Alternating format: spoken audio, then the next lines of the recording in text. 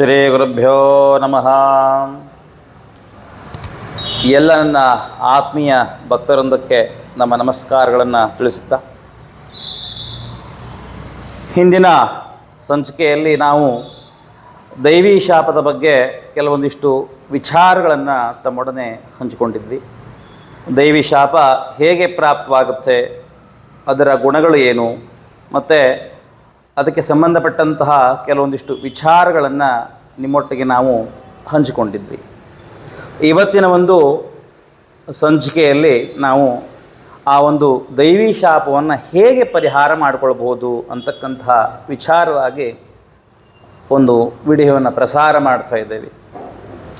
ಮೊದಲಿಗೆ ಹೇಳಿದ ಹಾಗೆ ದೈವಿ ಶಾಪ ಅಂತಕ್ಕಂಥದ್ದು ಹೇಗೆ ಪರಿಣಾಮವನ್ನು ಬೀರುತ್ತೆ ಅಂತಕ್ಕಂತಹ ವಿಚಾರವನ್ನು ಹೇಳಿದ್ವಿ. ಕುಲದೇವತಾ ಶಾಪ ಆಗಿರ್ಬೋದು, ಗ್ರಾಮ ದೇವತಾ ಶಾಪ ಆಗಿರ್ಬೋದು, ಸ್ಥಳ ದೇವತಾ ಶಾಪ ಆಗಿರ್ಬೋದು, ಅಥವಾ ನಮ್ಮಿಂದ ಮನೆಯಲ್ಲಿರ್ತಕ್ಕಂತಹ ದೇವರಿಗೆ ಅಪಚಾರ ಅಂತಕ್ಕಂಥದ್ದು, ಮೈಲಿಗೆ ಅಂತಕ್ಕಂಥದ್ದು ಆಗಿರತಕ್ಕಂಥದ್ದು, ಅಶೋಚದ ಸಂದರ್ಭದಲ್ಲಿ ಮೈಲಿಗೆ ಆಗಿರತಕ್ಕಂಥದ್ದು, ಅಥವಾ ನಮ್ಮ ಮನಸ್ಸಿನ ಒಂದು ಕಾಮನೆಗಳನ್ನು, ಇಷ್ಟಾರ್ಥಗಳನ್ನು ಈಡೇರಿಸ್ಕೊಳ್ಳಿಕ್ಕಾಗಿ ಭಗವಂತನ ಹತ್ತಿರ ನಾವು ಮಾಡಿಕೊಂಡಿರತಕ್ಕಂಥ ಹರಕೆಗಳಾಗಿರ್ಬೋದು, ಇದಕ್ಕೆ ಸಂಬಂಧಪಟ್ಟಂಥ ವಿಚಾರಗಳನ್ನು ನಾವು ಹಿಂದಿನ ಒಂದು ಸಂಚಿಕೆಯಲ್ಲಿ ಪ್ರಸಾರವನ್ನು ಮಾಡಿದ್ವಿ. ಆ ಶಾಪ ಹೇಗೆ ಪ್ರಾಪ್ತವಾಗುತ್ತೆ, ಅದರಿಂದ ಆಗತಕ್ಕಂಥ ತೊಂದರೆಗಳೇನು ಅನ್ನೋದ್ರ ಬಗ್ಗೆ ಕೂಡ ನಾವು ಸವಿಸ್ತಾರವಾಗಿ ಹಿಂದಿನ ವಿಡಿಯೋದಲ್ಲಿ ತಿಳಿಸಿದ್ದೇವೆ. ಇವತ್ತು ಏನಪ್ಪ ಅಂತಂದರೆ, ಆ ಒಂದು ದೈವೀ ಶಾಪದ ಪರಿಹಾರವನ್ನು ಹೇಗೆ ಮಾಡಿಕೊಳ್ಳಬಹುದು ಅಂತಕ್ಕಂಥ ವಿಚಾರವಾಗಿ ನಾವು ಪ್ರಸ್ತಾಪವನ್ನು ಮಾಡ್ತಾ ಇದ್ದೀವಿ. ಮೊದಲಿಗೆ ಆ ಒಂದು ದೈವೀ ಶಾಪದಿಂದ ನಾವು ವಿಮುಕ್ತರಾಗಲಿಕ್ಕೆ ಏನು ಮಾಡಬೇಕು ಅಂತಕ್ಕಂಥ ವಿಚಾರವನ್ನು ಹೇಳೋಣ. ಮೊದಲಿಗೆ ಭಗವಂತ ಇರತಕ್ಕಂಥದ್ದು ನಮ್ಮ ದೇವರ ಮನೆಯಲ್ಲಿ ನಾವು ಆತನನ್ನು ಆರಾಧನೆ ಮಾಡ್ತೀವಿ. ಅಂದರೆ ಮನೆ ಮಂತ್ರಾಲಯ ಅಂತ ಏನು ಕರಿತೇವೆ, ಹಾಗೆ ನಮ್ಮ ಮನೆಯಲ್ಲಿ ನಾವು ಭಗವಂತನ ಪೂಜೆಯನ್ನು, ಒಂದು ದೇವರ ಮನೆಯನ್ನು ಸ್ಥಾಪನೆ ಮಾಡ್ತೇವೆ. ಅಲ್ಲಿ ಆಗ್ತಕ್ಕಂಥ ಅಪಚಾರಗಳ ಬಗ್ಗೆ ತಮ್ಮೆಲ್ಲರಿಗೂ ತಿಳಿಸಲಾಗಿತ್ತು. ಆ ಒಂದು ಅಪಚಾರಗಳನ್ನು ಹೇಗೆ ತೆಗೆದು ಹಾಕ್ಬೋದು ಹಾಗಾದರೆ ಅಂತಂದಾಗ, ನಾನು ಮೊದಲೇ ಹೇಳಿದಾಗೆ ಮನೆಯಲ್ಲಿ ದೇವರ ಮನೆಯನ್ನು ಶುಚಿರ್ಭೂತವಾಗಿ ಇಟ್ಕೊಳ್ತಕ್ಕಂಥದ್ದು, ಪ್ರತಿನಿತ್ಯ ನಾವು ಭಗವಂತನಿಗೆ ಪೂಜೆಯನ್ನು ಮಾಡ್ತಕ್ಕಂಥದ್ದು, ಮತ್ತು ಆ ಒಂದು ಮನೆಯನ್ನು ಸಾಧ್ಯವಾದರೆ ಪ್ರತಿನಿತ್ಯವೂ ಕೂಡ ಅರಿಶಿಣ, ಹರಿದ್ರ ಅಂತ ಕರಿತೇವೆ, ಉಪ್ಪು ಲವಣ ಅಂತ ಕರಿತೇವೆ, ಮತ್ತು ಏನು ಕೇಳಿದ್ರೆ ಗೋಮೂತ್ರ ಮತ್ತು ಗೋಮಯ ಅಂದರೆ ಗೋವಿನ ಸಗಣಿ ಹೇಳಿ ಕರೀತಾರೆ. ಇದಿಷ್ಟನ್ನು ಒಂದು ನೀರಲ್ಲಿ ಹಾಕಿ ಮನೆಯನ್ನು ಸಾರಿಸ್ತಕ್ಕಂಥದ್ದು. ಇದರಿಂದ ಏನಾಗುತ್ತೆ ಕೇಳಿದ್ರೆ ಅಪವಿತ್ರತೆ ಅಂತಕ್ಕಂಥದ್ದು ದೂರ ಆಗುತ್ತೆ. ಆ ಇಡೀ ಮನೆ ಏನಾಗುತ್ತೆ, ಶುದ್ಧವಾಗುತ್ತೆ. ಈ ರೀತಿಯಾಗಿ ಮನೆಯನ್ನು ಶುದ್ಧೀಕರಿಸಿ ಮನೆಯಲ್ಲಿ ಪೂಜೆ ಮಾಡೋದ್ರಿಂದ ಈ ದೈವಿ ಶಾಪದ ಪ್ರಮಾಣ ಕಡಿಮೆ ಆಗ್ತಾ ಬರುತ್ತೆ. ಅಂದರೆ ನಿಮ್ಮಿಂದ ಏನಾದ್ರು ಅಪಚಾರಗಳಾಗಿದ್ದಲ್ಲಿ ಅದು ಕ್ರಮೇಣವಾಗಿ ಕಡಿಮೆ ಆಗ್ತಾ ಬರುತ್ತೆ, ತಮ್ಮೆಲ್ಲರಿಗೂ ಶುಭವಾಗುತ್ತೆ ಹೇಳ್ತಾರೆ. ಇನ್ನು ಪ್ರತಿನಿತ್ಯ ಮಾಡಲಿಕ್ಕಾಗಿಲ್ಲ ಅನ್ನೋ ಪಕ್ಷದಲ್ಲಿ ಏನು ಮಾಡಬೇಕಪ್ಪ ಅಂದರೆ, ಪ್ರತಿ ಮಂಗಳವಾರ ಮತ್ತು ಪ್ರತಿ ಶುಕ್ರವಾರ ನಾನು ಹೇಳಿರ್ತಕ್ಕಂಥ ಉಪ್ಪು, ಹರಿದ್ರ ಅಂದರೆ ಅರಿಶಿಣ ಮತ್ತು ಗೋಮೂತ್ರದಿಂದ ಮನೆಯನ್ನು ಸಾರಿಸ್ತಕ್ಕಂಥದ್ದು ಪ್ರತಿ ಮಂಗಳವಾರ ಶುಕ್ರವಾರ. ವಿಶೇಷವಾಗಿ ಅಮಾವಾಸ್ಯೆ ಮತ್ತು ಹುಣ್ಣಿಮೆ ದಿನಗಳಲ್ಲಿ ಏನು ಮಾಡಬೇಕಪ್ಪ ಮನೆಯಲ್ಲಿ ಅಂತಂದರೆ, ಹಾಲು, ಮೊಸರು, ತುಪ್ಪ, ಗೋಮೂತ್ರ, ಗೋಮಯ, ಇದಕ್ಕೆ ಪಂಚಗವ್ಯ ಅಂಥೇಳಿ ಕರೀತಾರೆ. ಈ ಒಂದು ಪಂಚಗವ್ಯದ ಒಂದು ಮಿಶ್ರಣವನ್ನು ಅಂದರೆ ಸ್ವಲ್ಪ ಪ್ರಮಾಣದಲ್ಲಿ ಒಂದು ಚಿಕ್ಕ ಗ್ಲಾಸಲ್ಲಿ ಇವೆಲ್ಲವನ್ನು ಒಂದೊಂದು ಉದಾಹರಣೆ ಅಥವಾ ಒಂದೊಂದು ಸ್ಪೂನ್ ಮುಖೇನವಾಗಿ ಹಾಕಿ ಒಂದು ಪಂಚಗವ್ಯವನ್ನು ತಯಾರು ಮಾಡಿಕೊಂಡು ಅದನ್ನು ನೀವು ಮನೆ ಸಾರಿಸ್ತಕ್ಕಂತಹ ನೀರಿನಲ್ಲಿ ಹಾಕಿ ಮನೆಯನ್ನು ಸಾರಿಸ್ತಾ ಬರಬೇಕು ಪ್ರತಿ ಅಮಾವಾಸ್ಯೆ ಮತ್ತು ಹುಣ್ಣಿಮೆಗೆ. ಇದರಿಂದ ಏನಾಗುತ್ತೆ ಅಂದರೆ, ಮನೆಯಲ್ಲಿರ್ತಕ್ಕಂಥ ದುಷ್ಟ ಸಂಚಾರ ಕ್ರಮೇಣವಾಗಿ ಕಡಿಮೆ ಆಗ್ತಾ ಬರುತ್ತೆ. ಈ ರೀತಿಯಾಗಿ ಮಾಡಿದಾಗ ನಾವು ಭಗವಂತನಿಗೆ ಗೊತ್ತು ಅಥವಾ ಗೊತ್ತಿಲ್ಲದೇನೆ ಮಾಡಿರ್ತಕ್ಕಂಥ ಚಿಕ್ಕ ಪುಟ್ಟ ಮೈಲಿಗೆ ಹಾಗೂ ಅಪಚಾರಗಳು ಕ್ರಮೇಣವಾಗಿ ನಿವಾರಣೆ ಆಗ್ತಾ ಬರುತ್ತೆ.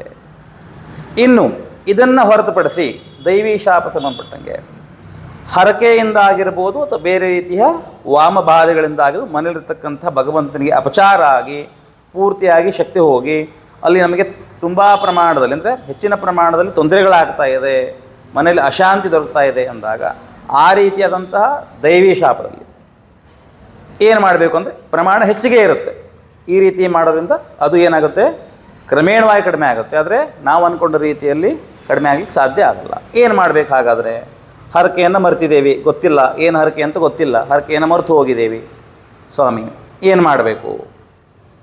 ಮತ್ತು ಬೇರೆ ಯಾವುದೋ ರೀತಿ ಕೆಟ್ಟ ಶಕ್ತಿಗಳು ಬಂದು ಒಳಗೊಂಡಿದೆ, ಅದಕ್ಕೆ ಏನು ಮಾಡಬೇಕು? ಕೆಟ್ಟದ್ದನ್ನು ಮಾಡಿ ಹಾಕಿದ್ದಾರೆ, ಅದಕ್ಕೇನು ಮಾಡಬೇಕು?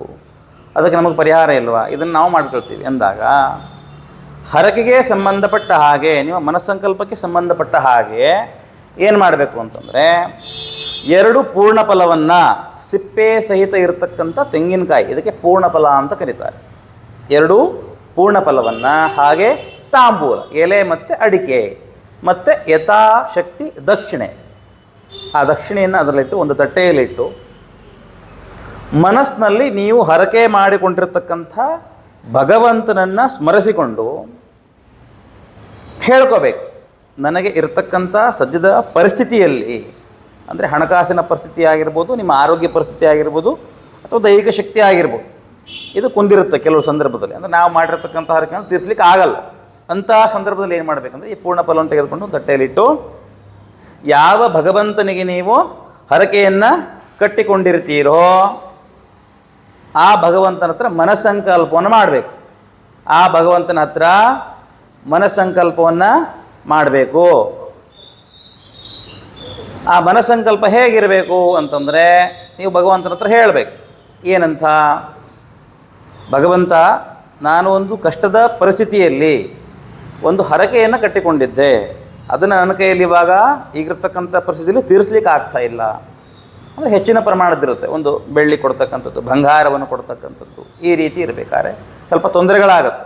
ಎಲ್ಲರಿಗೂ ಭಗವಂತ ಒಂದೇ ರೀತಿಯಾದ ಶಕ್ತಿಯನ್ನು ಕೊಟ್ಟಿರಲ್ಲ. ಎಷ್ಟೋ ಜನ ಒಂದು ಹೊತ್ತಿನ ಊಟಕ್ಕಾಗೂ ಕಷ್ಟಪಡ್ತಿರ್ತಾರೆ. ಮತ್ತೇನು ಕೇಳಿದ್ರೆ ಪ್ರತಿನಿತ್ಯ ಕೆಲಸ ಮಾಡಿದ್ರೆ ಅವರ ಮನೆಯ ಒಂದು ಖರ್ಚು ವೆಚ್ಚಗಳು ನಿಗ್ತಾ ಇರ್ತಕ್ಕಂಥ ಪರಿಸ್ಥಿತಿ ಇರುತ್ತೆ. ಹಾಗಾಗಿ ಅಂಥ ಸಂದರ್ಭದಲ್ಲಿ ಏನು ಮಾಡಬೇಕು ಅಂತಂದರೆ, ನೀವು ಆ 2 ತೆಂಗಿನಕಾಯಿಯನ್ನು ಪೂರ್ಣ ಫಲವನ್ನು ಹಿಡಿದು ಮನಸ್ಸು ಸಂಕಲ್ಪ ಮಾಡ್ಕೋಬೇಕು, ಭಗವಂತ, ನಾನು ಹರಸಿಕೊಂಡಿರತಕ್ಕಂಥ ಹರಕೆಯನ್ನು ನನಗೆ ಈಗಿರತಕ್ಕಂಥ ಪರಿಸ್ಥಿತಿಯಲ್ಲಿ ತೀರಿಸಲು ಅಸಾಧ್ಯವಾಗ್ತಾ ಇದೆ. ಹಾಗಾಗಿ ನಿನ್ನಲ್ಲಿ ಮತ್ತೆ ನಾನು ಸಂಕಲ್ಪ ಮಾಡ್ಕೊಳ್ತೀನಿ, ನಾನು ಅಂದ್ಕೊಂಡಿರ್ತಕ್ಕಂಥ ಕಾರ್ಯ ಶೀಘ್ರವಾಗಿ ನೆರವೇರಬೇಕು. ಹಾಗಾಗಿ ನನ್ನಲ್ಲಿ ಪೂರ್ಣ ಫಲವನ್ನು ಇಟ್ಟು ಕೇಳ್ಕೊಳ್ತಾ ಇದ್ದೀನಿ, ನನ್ನ ಕಾರ್ಯ ಶೀಘ್ರವಾಗಿ ನೆರವೇರಬೇಕು. ಮತ್ತು ಇದು ಒಂದು ಪಕ್ಷ ನನ್ನ ಕೈಯಿಂದ ಆಗದೇ ಇದ್ದಲ್ಲಿ, ಅಂದರೆ ವಿಳಂಬವಾದಲ್ಲಿ, ಯಾವ ರೀತಿಯಾದಂಥ ತೊಂದರೆಗಳು ನಮ್ಮ ಕುಟುಂಬಕ್ಕೆ ಆಗಬಾರ್ದು, ನಮ್ಮ ಮನೆಯ ಸದಸ್ಯರಿಗೆ ಆಗಬಾರ್ದು ಅಂತಕ್ಕಂಥ ಪ್ರಾರ್ಥನೆಯನ್ನು ಮಾಡಿ ನೀವು ಅಂದ್ಕೊಂಡಿರ್ತಕ್ಕಂಥ ಸ್ಥಳ ದೇವತೆ ಅಥವಾ ಕುಲದೇವತೆ ಹೋಗಿ ಆ ಪೂರ್ಣ ಫಲವನ್ನು ಸಮರ್ಪಣೆ ಮಾಡಬರ್ಬೋದು. ಇಲ್ಲವಾದಲ್ಲಿ ನಿಮ್ಮ ಮನೆಯಲ್ಲಿರ್ತಕ್ಕಂತಹ ದೇವರ ಮನೆಯಲ್ಲೇ ಅದನ್ನು ಬಲಭಾಗದಲ್ಲಿ ಅದನ್ನು ಇರಿಸಿಬಿಟ್ಟು ಸಂಕಲ್ಪವನ್ನು ಮಾಡಬಹುದು. ಮನೆಯ ದೇವರ ಮನೆಯಲ್ಲಿ ಅದನ್ನು ಇರಿಸ್ಬೋದು. ಇದು ಒಂದು ವಿಧಾನ ಉಂಟು. ಇನ್ನು ಎರಡನೆಯದಾಗಿ, ತುಂಬ ಅಪಚಾರವಾಗಿ ಮನೆಯಲ್ಲಿ ಅಶಾಂತಿ ಹೊಂದದೆ ಈ ಒಂದು ಕ್ರಮವನ್ನು ಮಾಡಿದಾಗಲೂ ಕೂಡ, ಪೂರ್ಣಫಲವನ್ನು ಇಟ್ಟಾಗಲೂ ಕೂಡ ನಮಗೆ ಕೆಲವೊಂದಿಷ್ಟು ತೊಂದರೆಗಳಾಗ್ತಾ ಇದೆ ಅಂದಾಗ ಏನು ಮಾಡಬೇಕು ಅಂತಂದರೆ, ವರ್ಷದಲ್ಲಿ 1 ಬಾರಿಯಾದರೂ ಕೂಡ ಕುಲದೇವತಾ ಹೋಮ, ಕುಲದೇವತಾ ಪೂಜೆ ಇವುಗಳನ್ನು ಮಾಡ್ತಕ್ಕಂಥದ್ದು. ಹೇಗೆ ಬಂದಿರತಕ್ಕಂಥ ಅತಿಥಿಗಳಿಗೆ ನಾವು ಸತ್ಕಾರವನ್ನು ಮಾಡಿ, ಊಟೋಪಚಾರವನ್ನು ಮಾಡಿ, ತಾಂಬೂಲನ್ನು ಕೊಟ್ಟು ಹೋಗಿ ಬನ್ನಿ ಅಂತ ಹೇಳ್ತೇವೋ, ಹಾಗೆ ನಮ್ಮ ಮನೆಯನ್ನು ಕಾಯತಕ್ಕಂಥ, ನಮ್ಮ ಮನೆಯನ್ನು ಸದಾಕಾಲ ರಕ್ಷಣೆ ಮಾಡ್ತಕ್ಕಂಥ ನಮ್ಮ ಕುಲದೇವರನ್ನು, ಮನೆದೇವರನ್ನು ನಾವು ಏನು ಮಾಡಬೇಕು, ಸ್ಮರಣೆಯನ್ನು ಮಾಡಬೇಕು. ವರ್ಷದಲ್ಲಿ 1 ಬಾರಿ ಆದರೂ ಕೂಡ ಅವರಿಗೆ ನಾವು ಹವಿಸ್ಸನ್ನು ಕೊಡಬೇಕು. ಅಂದರೆ ವರ್ಷದಲ್ಲಿ 1 ಬಾರಿ ಆದರೂ ಕೂಡ ನಾವೇನು ಮಾಡಬೇಕು ಕೇಳಿದ್ರೆ, ಆ ಒಂದು ಭಗವಂತನಿಗೆ ಹೋಮ ಮುಖೇನವಾಗಿ ಹವಿಸ್ಸನ್ನು ಕೊಡ್ತಕ್ಕಂಥ, ಊಟವನ್ನು ಕೊಡ್ತಕ್ಕಂಥದ್ದು. ಮತ್ತು ತಮ್ಮ ಕೈಯಲ್ಲಿ ಭಗವಂತ ಶಕ್ತಿಯನ್ನು ನೀಡಿದ್ದರೆ 4 ಜನರಿಗೆ ಅನ್ನದಾನವನ್ನು ಮಾಡ್ತಕ್ಕಂಥದ್ದು. ಈ ಪ್ರಕಾರವಾಗಿ ಈ ಪೂಜೆಯನ್ನು ಮಾಡ್ತಕ್ಕಂಥದ್ದು. ಮತ್ತು ಮನೆಗೆ ಸುಮಂಗಲಿಯರನ್ನು ಕರೆಸಿ ಅವರಿಗೆ ಅರಿಶಿನ ಕುಂಕುಮವನ್ನು ಕೊಡ್ತಕ್ಕಂಥದ್ದು, ಭೋಜನವನ್ನು ಮಾಡಿಸ್ತಕ್ಕಂಥದ್ದು. ಮನೆಗೆ ಬ್ರಾಹ್ಮಣರನ್ನು ಕರೆಸಿ, ಮತ್ತೇನು ಕೇಳಿದ್ರೆ ಪುರೋಹಿತರನ್ನ ಕರೆಸಿ ಒಂದು ಭೋಜನವನ್ನು ಮಾಡಿಸ್ತಕ್ಕಂಥದ್ದು. ಈ ರೀತಿಯಾಗಿ ಪೂಜೆಯನ್ನು ಮಾಡಿ ಅನ್ನದಾನವನ್ನು ಮಾಡುವ ಮುಖೇನವಾಗಿ ನಾವು ಕುಲದೇವತಾ ಶಾಪವನ್ನು ಕಡಿಮೆ ಮಾಡಿಕೊಳ್ಳಬಹುದು. ಮತ್ತು ವರ್ಷದಲ್ಲಿ, ಆಗಲೇ ಹೇಳಿದಾಗೆ ವರ್ಷದಲ್ಲಿ 1 ಬಾರಿ ಆದರೂ ನಾವು ಕುಲದೇವರಿಗೆ ಹೋಗಿ, ಅದು ಗಂಡು ದೇವರಾಗಿದ್ದಲ್ಲಿ ಪಂಚೆ, ಶಲ್ಲೆ, ತಾಂಬೂಲ, ತೆಂಗಿನಕಾಯಿ, ಹೂವು, ಹಣ್ಣು, ಈ ರೀತಿಯ ಪೂಜಾ ಸಾಮಗ್ರಿಗಳನ್ನು ತೆಗೆದುಕೊಂಡು ಹೋಗಿ ವರ್ಷದಲ್ಲಿ ಒಂದು ಬಾರಿ ಆದರೂ ಕುಲದೇವರಿಗೆ ಪೂಜೆಯನ್ನು ಮಾಡಿ ಬರ್ತಕ್ಕಂಥದ್ದು ಕುಟುಂಬ ಸಮೇತರಾಗೋದು ತುಂಬ ಶ್ರೇಷ್ಠ. ಇನ್ನು ಹೆಣ್ಣು ದೇವರಾಗಿದ್ದಲ್ಲಿ ಜಗನ್ಮಾತೆಯಾದಲ್ಲಿ ಸೀರೆ, ಬಳೆ, ಅರಿಶಿನ, ಕುಂಕುಮ, ಉಡಿ ಸಾಮಾನು ಅಂತೇನು ಹೇಳ್ತೀರಿ, ಆ ಮಡಲಕ್ಕಿಯನ್ನು ತೆಗೆದು ಹೋಗ್ತಕ್ಕಂಥದ್ದು, ಅಲ್ಲಿ ಹೋಗಿ ಪೂಜೆಯನ್ನು ಮಾಡಿಸಿ ಬರ್ತಕ್ಕಂಥದ್ದು. ಈ ರೀತಿ ಮಾಡೋದ್ರಿಂದ ನಮಗಿರತಕ್ಕಂಥ ಅಷ್ಟು ದೈವೀ ಶಾಪಗಳು ಕ್ರಮೇಣವಾಗಿ ಕಡಿಮೆ ಆಗ್ತಾ ಬರುತ್ತೆ. ಆಗ ಮನೆಯಲ್ಲಿರ್ತಕ್ಕಂಥ ಪ್ರತಿ ಸದಸ್ಯರು ಕೂಡ ಶುಭ ಕಾರ್ಯಗಳು ಆಗ್ತಕ್ಕಂಥದ್ದು, ಶುಭ ಫಲಗಳು ಪ್ರಾಪ್ತವಾಗ್ತಕ್ಕಂಥದ್ದು, ನೆಮ್ಮದಿ ಅಂತಕ್ಕಂಥದ್ದು ಪ್ರಾಪ್ತವಾಗ್ತಕ್ಕಂಥದ್ದು. ಮನೆಯಲ್ಲಿ ಕುಲದೇವರು ಶಾಂತವಾಗಿದ್ದಾಗ ಏನಾಗುತ್ತೆ ಕೇಳಿದ್ರೆ ನಮ್ಮ ಮನೆ ಖಂಡಿತವಾಗಲೂ ಶಾಂತ ರೀತಿಯಲ್ಲಿ ಇರುತ್ತೆ. ಕುಲದೇವರು ಅನುಗ್ರಹ ಇದ್ದಾಗ ನಮ್ಮನೇಲಿ ಸಕಲ ರೀತಿಯ ಕೆಲಸಗಳು ಕೂಡ ನಿರ್ವಿಘ್ನವಾಗಿ ನೆರವೇರುತ್ತೆ.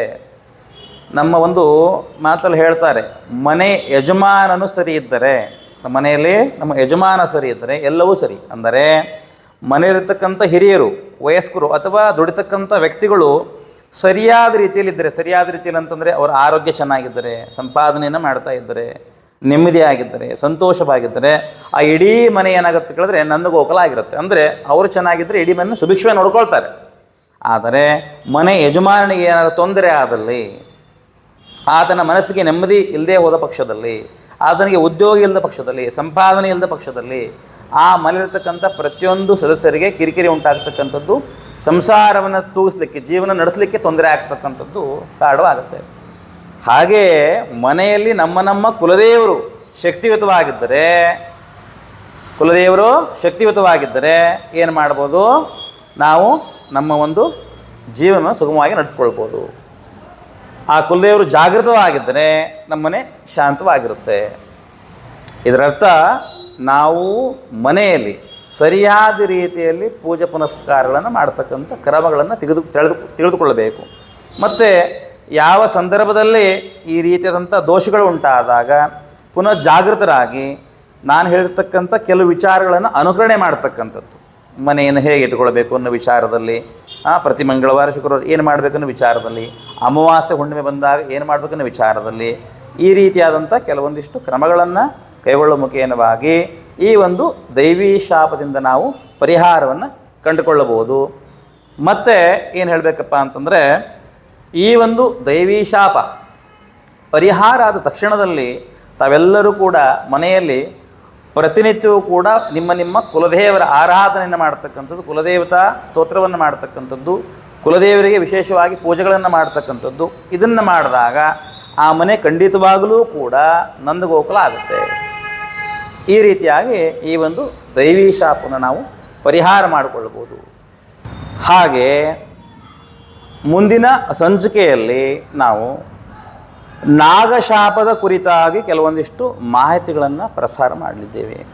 ಹಾಗಾಗಿ ತಾವೆಲ್ಲರೂ ಕೂಡ ನಮ್ಮ ಒಂದು ಚಾನಲನ್ನು ಸಬ್ಸ್ಕ್ರೈಬ್ ಮಾಡ್ಕೊಳ್ಳಿ, ಮತ್ತು ಬೆಲ್ ಐಕಾನ್ ಇರುತ್ತೆ ಅದನ್ನು ಕ್ಲಿಕ್ ಮಾಡಿ. ಇದರಿಂದ ಏನಾಗುತ್ತೆ ಕೇಳಿದ್ರೆ ನಾವು ಪ್ರಸಾರ ಮಾಡ್ತಕ್ಕಂಥ ಪ್ರತಿಯೊಂದು ವಿಡಿಯೋಗಳು ಕೂಡ ನಿಮಗೆ ನೋಟಿಫಿಕೇಷನ್ ಮುಖೇನವಾಗಿ ತಲುಪುತ್ತೆ. ಹಾಗಾಗಿ ತಾವೆಲ್ಲರೂ ಕೂಡ ಈ ಒಂದು ಶಾಸ್ತ್ರೀಯ ಪದ್ಧತಿಗಳಾಗಿರ್ಬೋದು, ನಮ್ಮ ಧರ್ಮದ ವಿಚಾರಗಳಾಗಿದ್ದು ಇವೆಲ್ಲವನ್ನು ಕೂಡ ತಿಳಿದುಕೊಳ್ಳಬೇಕು. ಅದನ್ನು ಅರಿತುಕೊಂಡು ಸಮಾಜದಲ್ಲಿ ನಾವು ಒಳ್ಳೆಯ ರೀತಿಯಲ್ಲಿ ಬದುಕಬೇಕು ಅಂತಕ್ಕಂಥ ಒಂದು ಭಾವನೆಯನ್ನು ವ್ಯಕ್ತಪಡಿಸ್ತಾ ನಮ್ಮ ಒಂದು ಅಭಿಪ್ರಾಯ ಹಾಗೂ ಅನಿಸಿಕೆಗಳನ್ನು ಕಮೆಂಟ್ ಮುಖೇನವಾಗಿ ನಮಗೆ ತಿಳಿಸ್ತಕ್ಕಂಥದ್ದು, ಅದಕ್ಕೆ ಸಂಬಂಧಪಟ್ಟಂಥ ಉತ್ತರಗಳನ್ನು ನಾವು ಖಂಡಿತವಾಗಲೂ ತಿಳಿಸ್ತೇವೆ ಅಂಥೇಳಿ ಈ ಒಂದು ವಿಡಿಯೋವನ್ನು ಇಲ್ಲಿಗೆ ಸಂಪೂರ್ಣ ಮಾಡ್ತೀನಿ. ಎಲ್ಲರಿಗೂ ಶುಭವಾಗಲಿ. ಆ ಭಗವಂತ ಎಲ್ಲರಿಗೂ ಕೂಡ ಒಳ್ಳೆಯ ಆಯುಷ್ಯವನ್ನು, ಆರೋಗ್ಯವನ್ನು ಕೊಟ್ಟು ಕಾಪಾಡಲಿ, ತಮ್ಮ ಜೀವನ ಸುಗಮವಾಗಿರಲಿ ಅಂತ ಹೇಳ್ತಾ ಸರ್ವೇ ಜನ ಸುಖಿನೋ ಭವಂತು, ಲೋಕಾ ಸಮಸ್ತ ಸುಖಿನೋ ಭವಂತು, ಸಮಸ್ತ ಸನ್ಮಂಗಳಾದಿ ಭವಂತು. ಒಳ್ಳೆಯದಾಗಲಿ.